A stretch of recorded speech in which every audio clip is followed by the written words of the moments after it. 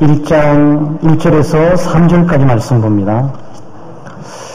빌레몬서 1장 1절에서 3절까지 신약성경 351면입니다. 함께 한 구절씩 교독하고 3절은 함께한 목소리로 낭독합니다. 그리스도 예수를 위하여 갇힌 자 된 바울과 및 형제 디모데는 우리의 사랑을 받는 자여 동력자인 빌레몬과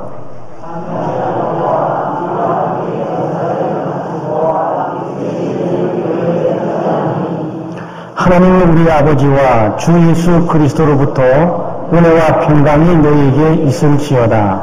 아멘. 네. 오늘부터 저희들이 시간이 날 때마다 빌레몬서는 한 장으로 되어 있어요. 아마 성경 가운데 가장 짧게 되어 있는 2장 3장이 없습니다. 그냥 오늘부터 저희들이 시간이 날 때마다 빌레몬서는 한 장으로 되어 있어요. 아마 성경 가운데 가장 짧게 되어 있는 2장 3장이 없습니다. 그냥 빌레몬서 얘기에 대해서 장도 없이 한 장으로 딱 이렇게 박혀져 있어요. 로마옥에서 바울 사도가 디모데가 아닌 또 다른 제자 빌레몬에게 서신을 보낸 내용들입니다. 이 내용의 서론을 오늘 우리가 살펴보는데 서론에 나타난 하나님의 은혜와 우리에게 적용할 교훈들을 몇 가지를 살펴보려고 합니다. 빌레몬서도 옥중 서신이에요. 그러니까 여러분 영광스럽게도 2000년 전으로 거슬러 가면서 거대한 한 인물, 역사의 인물, 예수님의 제자 바울이라는 인물이 로마에 오게 갇혀서 우리에게 서신을 보내신다라고 생각하시면 의미가 더 뜨겁게 다가오게 될 겁니다. 아마 바울 사도가 1차, 2차, 3차 전도 여행 시에 무엇보다도 이 골로새에 들리게 됐는데 이 골로새에서 빌레몬이라는 사람에게 전도를 하게 됩니다. 바로 이 사람이 그 사람이죠. 빌레몬은 골로새에서 예수 그리스도를 믿었어요. 바울 사도가 예수 그리스도를 전하니까 그 말을 믿었습니다. 즉각적으로 생각하게 되겠죠. 빌레몬이 골로새 교회에 굉장한 지도력을 차지하는 인물이 되었구나라는 부분을 발견하게 돼요. 가정교회, 아마 자기 집을 열었는지 가정의 집을 열고 믿음의 공동체가 함께 와서 예배드린 장소의 기능과 역할을 하게 됩니다. 개인적으로 이렇게 서신을 보낸 인물들은 여러 가지 법적인 문제도 해결하고 특별히 로마옥에서 한 형제를 얻게 됐는데 그게 오네시모입니다. 그 오네시모는 빌레몬의 종이에요. 빌레몬의 종이었는데 아마 주인이었던 빌레몬의 집에서 약간 물건들을 훔쳐가지고 로마로 도망쳐 온 모양이에요. 로마에서 잡혀가지고 이 감옥 생활을 하고 있는데 거기에 감옥에 있는 바울 사도를 만나게 된 겁니다. 그래서 옥에서 복음을 전하는데 그 복음의 내용을 듣고 이 감동을 받고 이 회개하고 예수 믿고 그리고 바울 사도의 강력한 동력자가 됩니다. 그러니까 로마옥에서 바로 이 죄수의 몸을 가지고 그렇지만 그리스도의 복음을 믿는 은혜로 예수 그리스도의 복음을 전하는데 가장 강력한 동력자여 일꾼이 된 거예요. 그런데 문제가 발생된 겁니다. 이대로 계속 이 관계를 지속할 수는 없어요. 왜냐하면 이 노예거든요. 이 오네시모는 노예예요. 노예는 그 당시에 이 도망가게 되면 사형 선고를 받게 됩니다. 아마 그래서 정확하게 성경은 나오고 있지 않지만 오네시모가 사형 선고를 받았는지 안 받았는지 정확히 몰라요. 근데 그 당시 풍습에 의하면 주인에게 도망친 노예는 잡히면 사형입니다. 어쨌든 오네시모는 잡혔고 도둑질을 한 것도 있고 노예로서 도망가는 것도 있고 잡혀가지고 있는데 특별히 도망간 노예와 함께 친분을 가지면서 도망간 노예와 교훈을 갖고 하는 것도 사회법에 저촉돼요. 그러니까 이게 바울 사도에 큰 고민이 생긴 거예요. 사형 선고를 받았든지 도둑질하다 문제가 발생된지 로마옥에 들어와 있는 죄수임에 틀림이 없지만 이제 예수를 믿게 된 거예요. 하나님 나라의 백성이 된 겁니다. 그 다음에 그리스도 안에 한 형제가 된 거예요. 그리고 강력하게 복음을 증거하는 사람으로 이 사람의 인생이 바꿔진 거예요. 그러니까 노예라는 이 신분으로부터 자유로워질 필요가 있고 주인이 이 문제를 해결해 줘야 되는데 바로 주인이 빌레몬인 거예요. 근데 빌레몬은 바울 사도가 과거에 골로새 갔을 때 복음을 전할 때 예수를 믿게 됐던 바로 사람인 겁니다. 그래서 개인적으로 편지를 쓰는 거예요. 오네시모를 용서해달라. 당신이 오네시모에게 합법적으로 오네시모에부터 자유를 선포하면서 형제로 받고 용서를 준다면 로마 법으로부터 자유로워진다. 그리고 나도 사회에 저촉되지 않고 마음껏 감옥에서 우리가 그리스도의 복음을 전할 수 있을 것 같다. 라고 간곡한 부탁을 써서 이 주인 빌레몬에게 전하는 내용이 바로 빌레몬서입니다. 그럼 오늘 우리가 보는 점 서론이거든요. 참 감동적인 거죠. 한 사람의 인생이 노예로 있다가 가장 거대한 인물과 함께 형제와 동력자로 가졌을 뿐만 아니고 사람이 그저 영어로는 있죠. 스몰 월드인데 넓고도 좁은 세상인데 하필 이 주인이 과거 골로새에서 복음을 전했을 때 바로 가정교회를 이루고 있는 빌레몬의 종류였을 줄 누가 꿈에도 알았냐 말이죠. 그래서 겸사겸사 하나님의 뜻 가운데 지금 여기 내용을 하고 있습니다. 첫째, 우리는 본문을 통해서 배울 수 있는 교훈이 그리스도를 위해서 고난을 감수하는 삶을 우리가 살아야 돼요. 그리스도를 위해서 고난을 감수하는 삶. 기독교와 고난은 떨어질 수 없고 무릇 예수 그리스도를 믿고자 하는 경건한 삶을 살고자 하는 사람은 그리스도의 고난에 참여해야 된다. 너는 복음과 함께 고난을 받으라라는 것들이 성경에 가득 차 있는 내용입니다. 그런데 바울 사도가 1절에 뭘로 소개를 하고 있죠? 그리스도를 위하여 갇힌 자 된 바울 그랬어요. 아마 이 사회에서는 용납될 수 없는 거예요. 그러나 보통 범죄 세계에서는 큰 학교를 얼마나 많이 다녀왔냐가 굉장히 중요합니다. 별 하나 달았냐, 별 2개 달았냐, 학교 가서 별 3개가 됐냐, 이거는 감옥을 몇 번 들어놨냐, 저거 어둠의 세계에 그 사람의 위치를 확정시키는 거예요. 자랑할 일은 아니죠. 그런데 자랑할 일은 아닌데 어떤 어둠의 세계에서는 저 사람 누구야? 건들지 마. 별이 15개래. 그 순간 그것이 확 통하는 세상이에요. 그런데 이 밝은 세상에는 이 말을 통할 수는 없어요. 감옥 갔다 왔어요 라는 말을 함부로 할 수가 없습니다. 해서는 안 되죠. 지금도 그리스도 안에서 그래 형제 자매로 과거가 다 지워졌다 그래도 우리가 과거를 어둠의 세계에 밝히기가 얼마나 어렵습니까? 우리 가운데 감옥 갔다 왔대. 왜 갔다 왔지? 뒤에서 슬슬슬 하면서 무슨 문제가 그렇게 있었대. 그렇게 죄를 졌대. 그랬구만. 큰 죄를 졌구만. 뭐 이렇게 되는 거 아니겠어요? 그러니까 이 세계는 별을 자랑하면 안 돼요. 그런데 바울 사도가 지금 자기를 갇힌 자 된 바울은 라고 소개를 한다고. 그렇죠? 자랑하는 거예요. 소위. 그런데 이게 바울 사도의 인사들이 많이 달라요. 일반 서신에는 예수 그리스도의 종 바울은 그리스도의 부름받은 사도된 바울은 이렇게 나갔어요. 그리스도와 관계를 통해서 그리스도의 종이다. 그리스도의 관계를 통해서 그리스도의 사도다. 라고 이렇게 말했어요. 그런데 오늘 빌레몬에게는 뭐를 말하냐면 그리스도 예수를 위하여 갇힌 옥살이를 하고 있는 나 바울은 라고 던지는 거예요. 지금 뭘 말하려고 하는 거죠? 별난 것을 자랑하려고 그런 것이 아니고 예수 그리스도를 위해서 고난을 받고 있다라는 부분을 믿는 자에게 호소하고 있는 거예요. 지금 내가 단순히 편지하고 있는 것들은 내가 사도적인 권위를 가지고 그리스도의 종에 대한 그리스도의 이름을 가지고 당신에게 나가고 있는 것은 아니다. 나는 예수 그리스도를 위해서 고난을 당하고 있고 그 고난의 흔적을 가지고 있다라고 자기를 소개하는 거예요. 참 얼마나 멋진 소개입니까? 예수 믿는 사람들이 자기를 소개하는 다양한 방법이 있잖아요. 명함을 보게 되면 목사다, 총회장이다, 아니면 부총회장이다, 노회장이다, 또는 무슨 회사의 사장이다, 전부 다 자기를 소개하잖아요.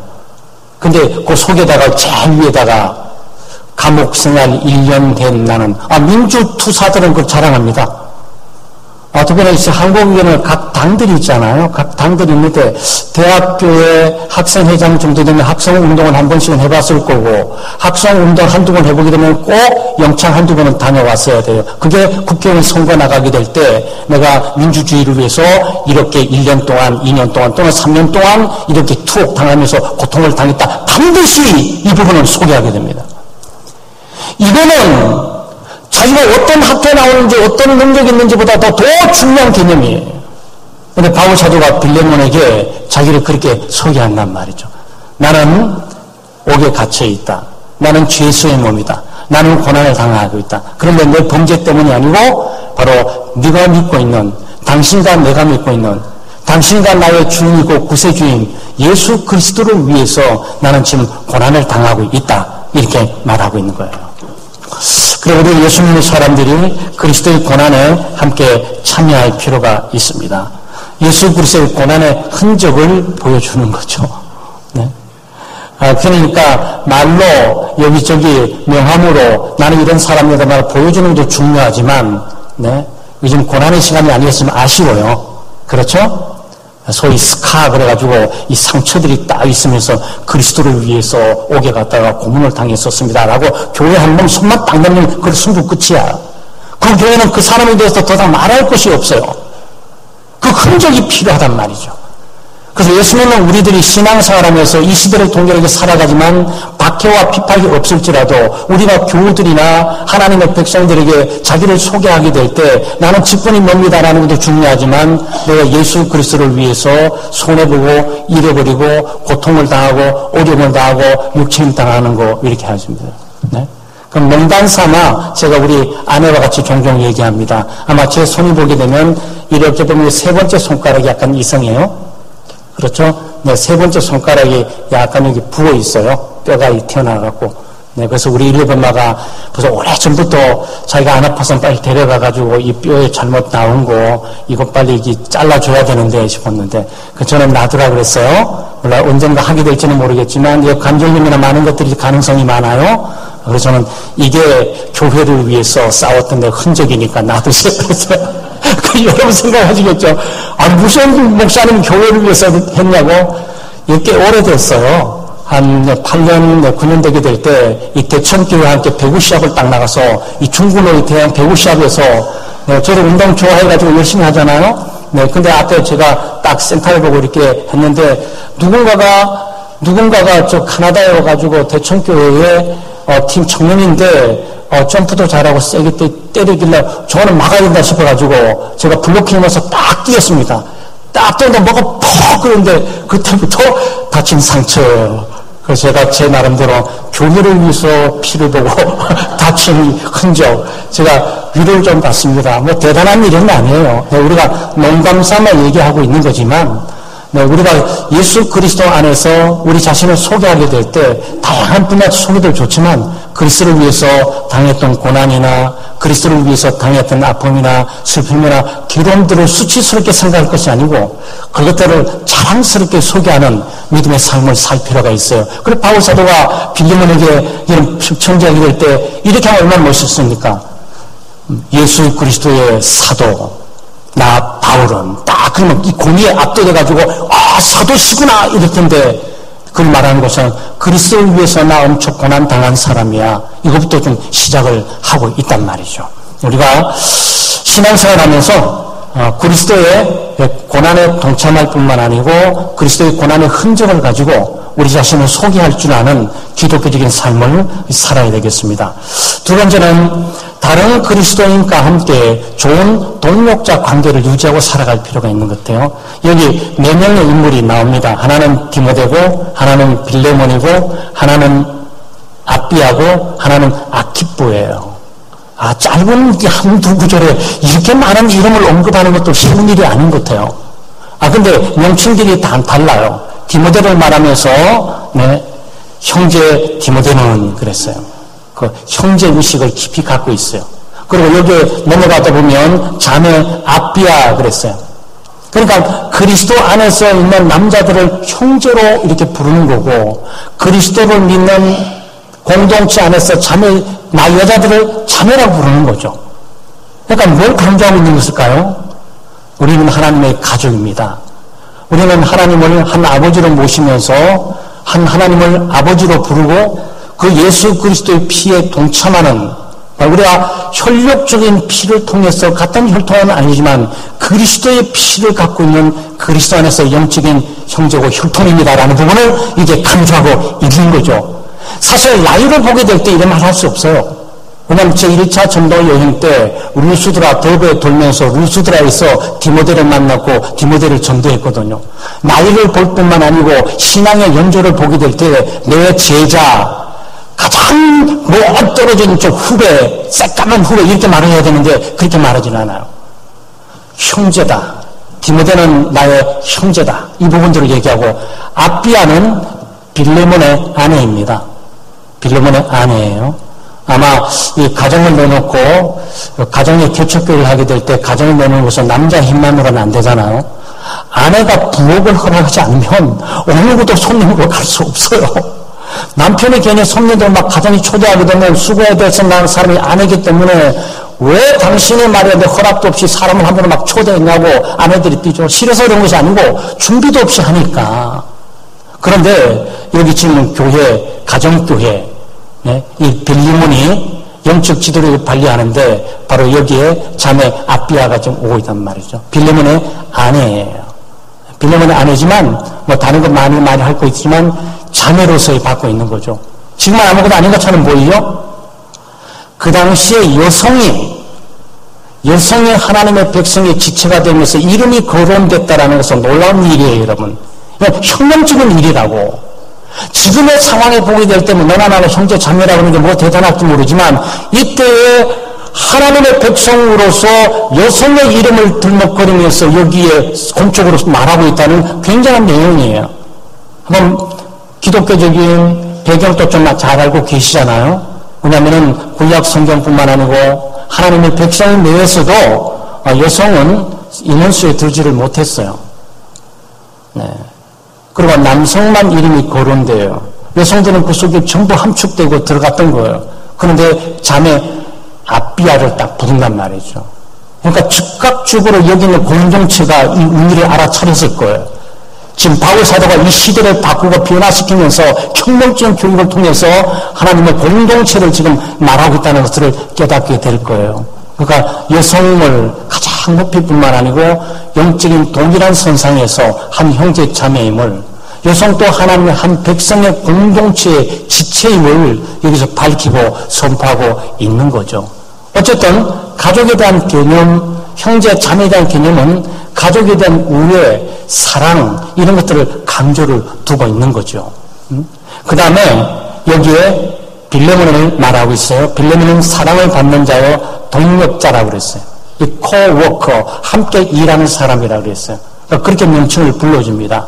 빌레몬 당신은 바로 우리의 사랑을 받는 자입니다. 그러니까 빌레몬이 상당히 헌신적이었고 상당히 주님을 사랑하면서 봉사했던 사람이 틀림없어요. 왜냐하면 예수 믿는 사람들이 너무 사랑스럽게 보니까 많은 사람들이 있는데 저렇게 주님을 사랑하고 저렇게 헌신적인 걸 보게 될 때 그래서 존경도 나뿐만 아니고 너무 사랑스러운 거죠.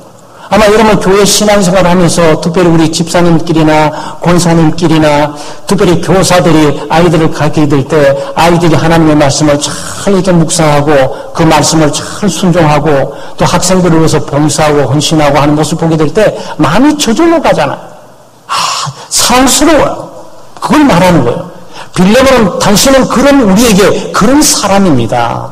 골로새 교회뿐만 아니고 당신을 통해 듣고 보게 될 때 우리는 당신을 정말 사랑할 뿐만 아니고 당신을 우리의 동력자로 생각합니다.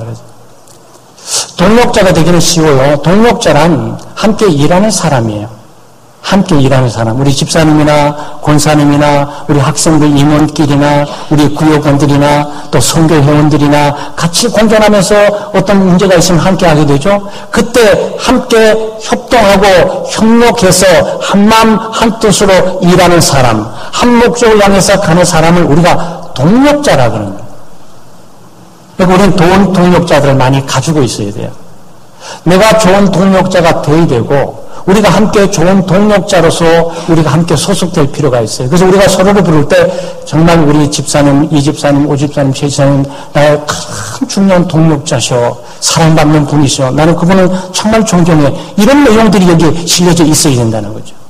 우리가 예수 믿고 신앙생활하면서 우리가 잘 협력하고 협조해서 좋은 동력자로 함께 불리고 좋은 동력자를 부를 수 있는 그런 공동체가 되어야 됩니다. 그리고 보게 될 때 이 아키포에 대해서는 병사라고 부릅니다. 함께 병사. 그 명칭마다 의미들이 달라요. 병사는 뭡니까? 군인들이에요. 군인들입니다. 우리가 뜬금없이, 아니, 병사 아키포는 군인인가? 아니, 그걸 말하고 있는 것이 아니에요. 믿는 사람들은 군병 같으니, 이거 부르시죠?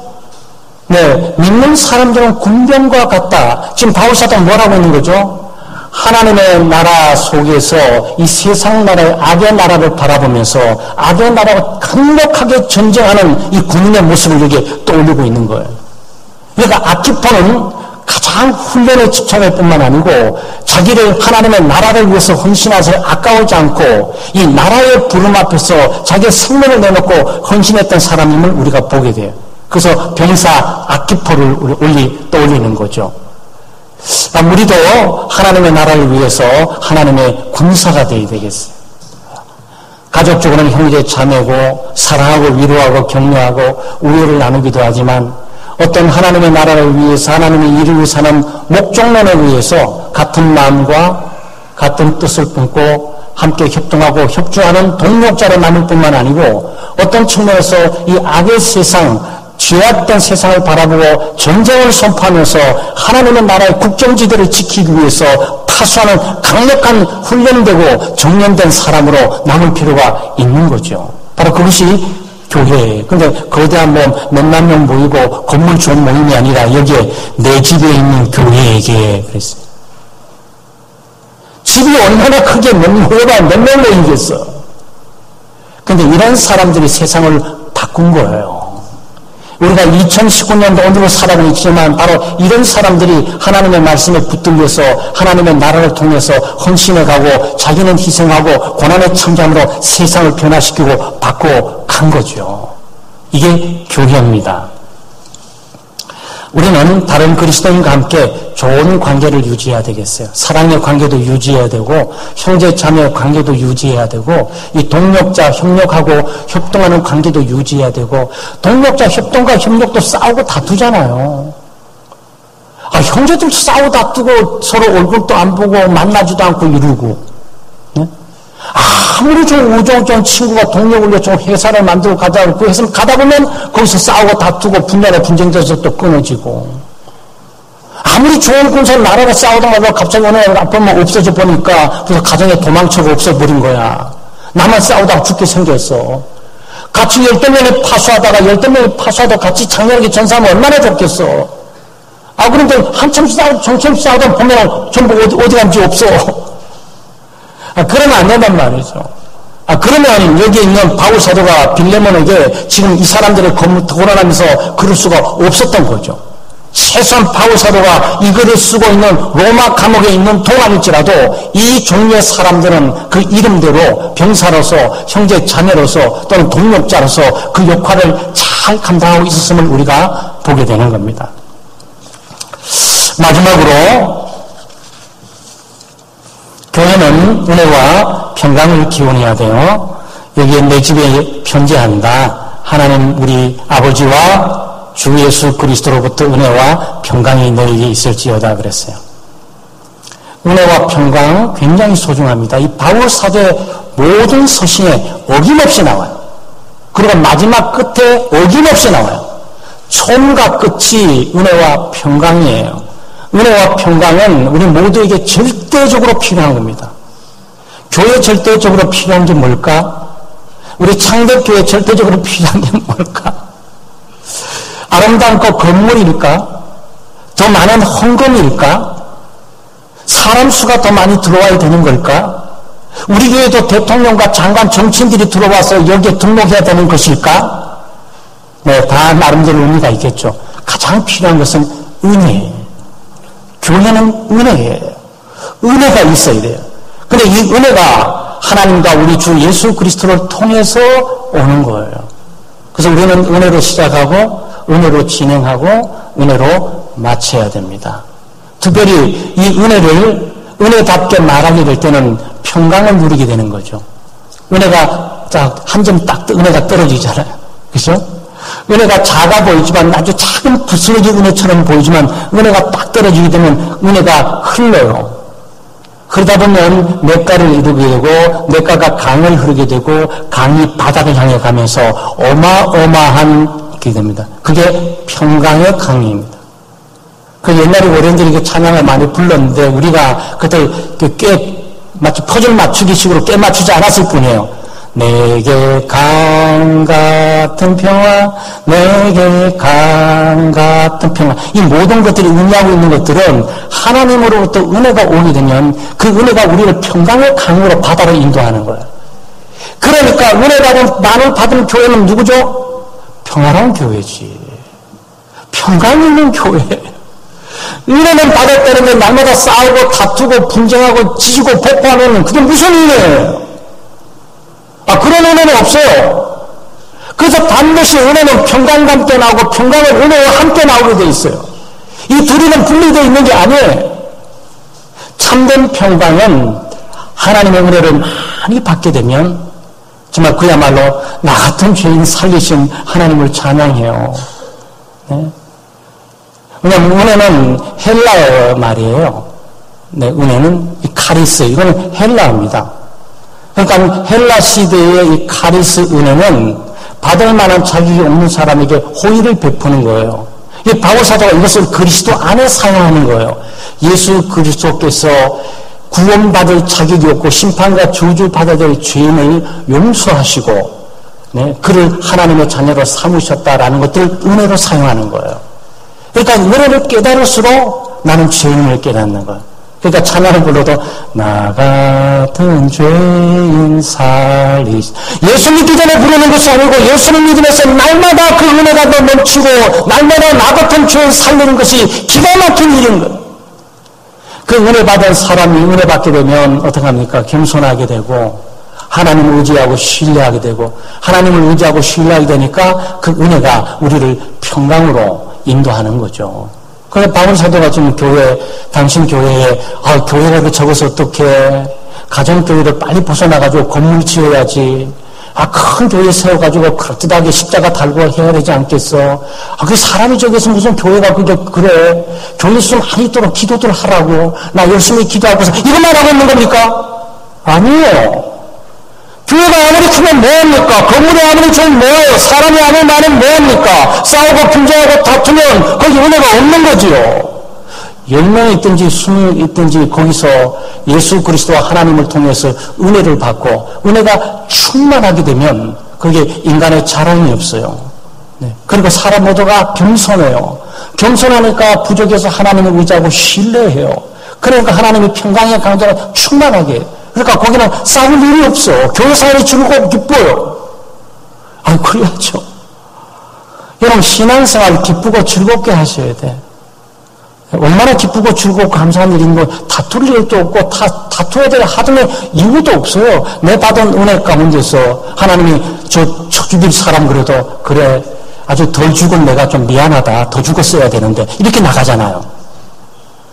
그냥 조금만 말동안 막 발끈해가지고 막 살아서 막 펄펄 뛰면서 그럼 아직도 십자가에 죽지는 않았어. 십자가에 죽지는 않았으니까 은혜가 없어. 은혜가 없으니까 누군가 시비 걸린 날 생기면 다투고 분쟁하게 되지요.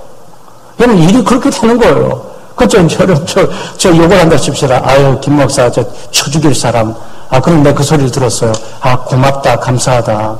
왜냐면 아직도 쳐 죽을 만큼 죽었어야 마땅하고, 아니, 쳐 죽을 정도가 아니고 토막 나서 죽었어야 마땅한데, 아직 살아있으니 얼마나 감사하냐.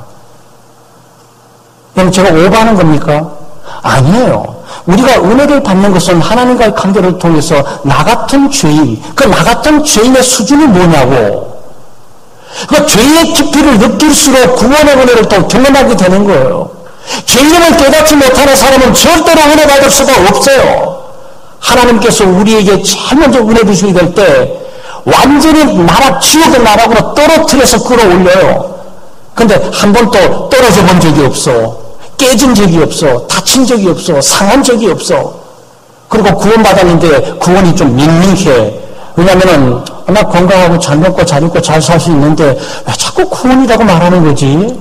내 인간 능력으로 나 충분히 해나갈 수 있는 것 같은데, 그러니까 여기는 은혜가 없어. 빚진 자의식이 없어요. 그건 은혜가 아니지. 은혜되는 것은 뭡니까? 자격이 없고, 받을 자격이 없고, 누릴 자격이 없고, 백성이 될 자격이 없는데, 나 같은 죄인을 해줬다. 서울대 갈 자격이 없고, 서울대 수석 합격의 자격도 없는데, 나 같은 사람을 서울대 입학시켜줄 뿐만 아니고, 수석 합격자 명단에 넣어줬대. 그게 뭐예요? 그게 은혜예요. 그러니까 자기의 위치를 알수록 하나님이 주시는 그 은혜의 깊이를 알게 되고, 그 은혜의 깊이를 알 만큼 평강을 누리게 돼요. 그 교회는 이게 필요한 거예요. 그 목사로서 아마 여러분도 마찬가지지만 우리 권사님이나 장로님이나 우리 안수 집사님이나 우리 목사님들이 임직하게 될 때 꼭 임직식에 1, 2, 3, 4, 5 다섯 번째, 네 번째 혹은 그리스도의 교회를 위해서 평강을 위해서 힘쓰겠느냐?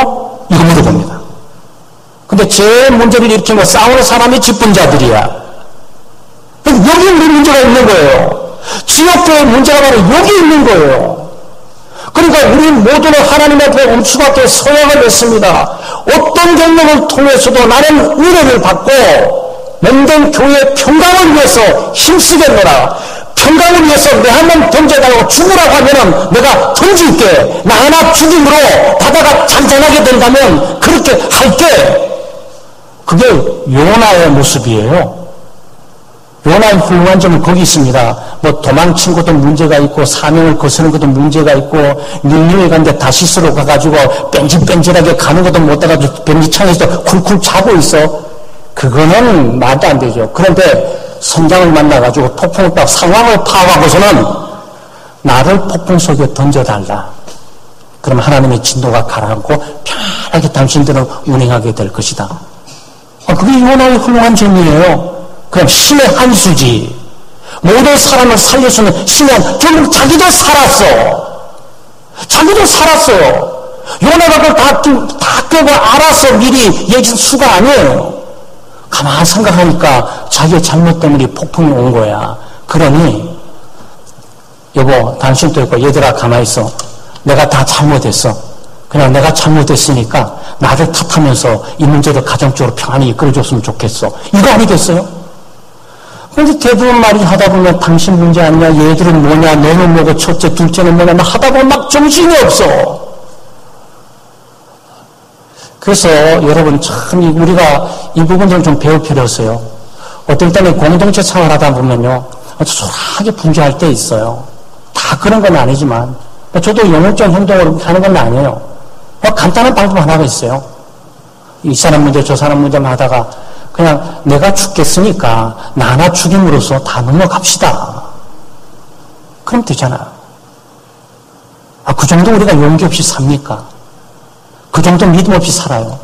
나 하나 죽을게요. 나 하나 죽음으로 희생으로 딱 던짐으로써 다 잠잠하게 할 수 없을까요? 그렇게 하십시다. 여러분 그렇게 하면 되는 거예요. 가정에서 문제 발생되게 되죠. 남편이든지 아내든지 누군가나 나서가지고 여보 내가 잘못했어.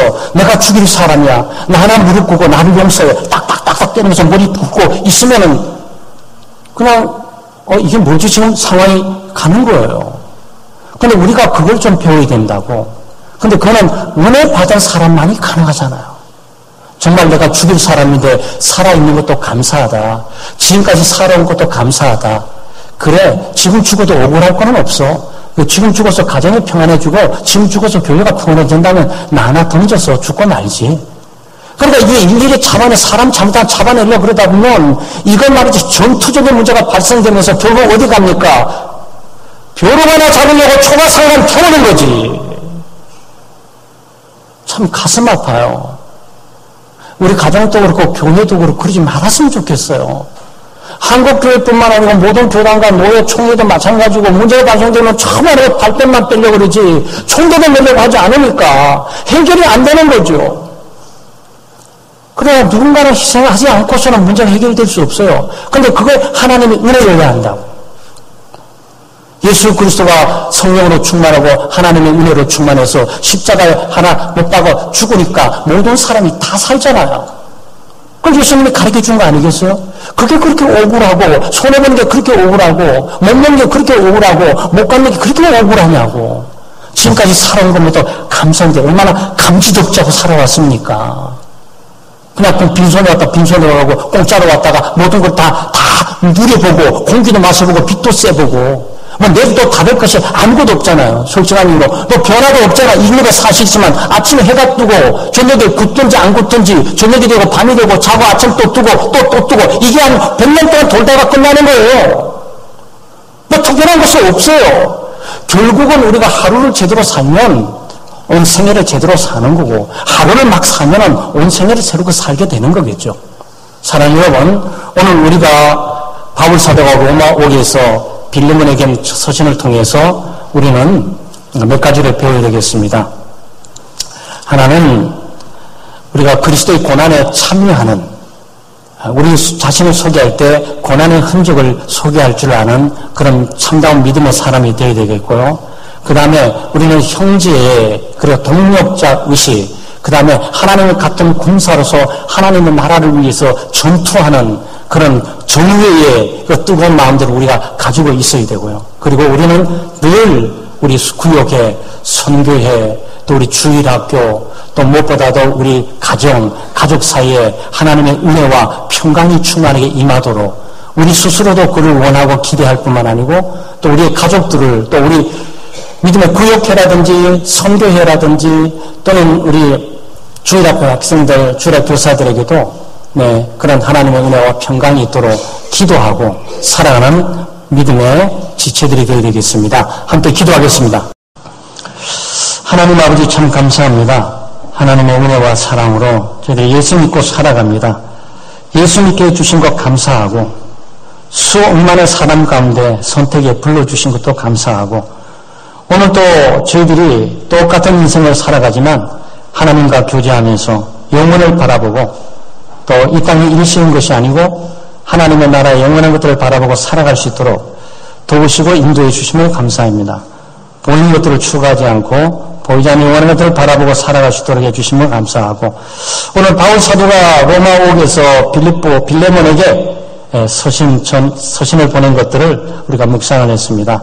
그리스도의 고난에 우리가 참여하면서 또 같은 형제의식과 동력자 의식 함께 정의를 가지고 신앙생활을 잘할 수 있도록 해주시고 또 우리 모두가 하나님의 은혜를 간구하고 은혜로 충만하고 또 평강을 간구하고 평강으로 충만한 믿음의 삶을 살아갈 수 있도록 도와주시옵소서.